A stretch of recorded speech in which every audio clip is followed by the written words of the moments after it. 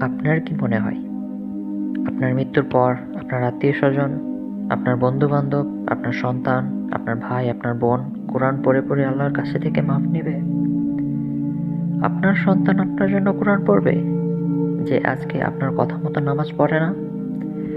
আত্মীয়স্বজন আপনার জন্য দোয়া করবে যাদের সাথে দ্বন্দ্ব এখানেই শেষ হয় না? এই বন্ধু আপনার জন্য ফাতিহা পড়বে যাদের সাথে দ্বীন আর ইসলামের কথা বললে মজা করে উড়িয়ে দেয়? এই বোন ভাই আপনার জন্য সদকা খয়রাত করবে যারা ঈদেও দেখা করে না? এ বোকা মানুষের দল, খুলুসের জামানা চলে গেছে, কিয়ামত খুবই কাছে, আফরাতাফরির লড়াই চলতেছে। এখানে মানুষ জীবিতদেরকে ভুলে গেছে, আর মৃত্যুর পর আপনাকে মনে রাখবে। নিজের আখিরাতের চিন্তা নিজে করো, নিজের জন্য নিজে কোরআন পড়ো, নামাজ পড়ো, নিজে হাতে দান করে সদকা করে এই দুনিয়া থেকে বিদায় নাও। اللهم رحمتك أرجو فلا تكلني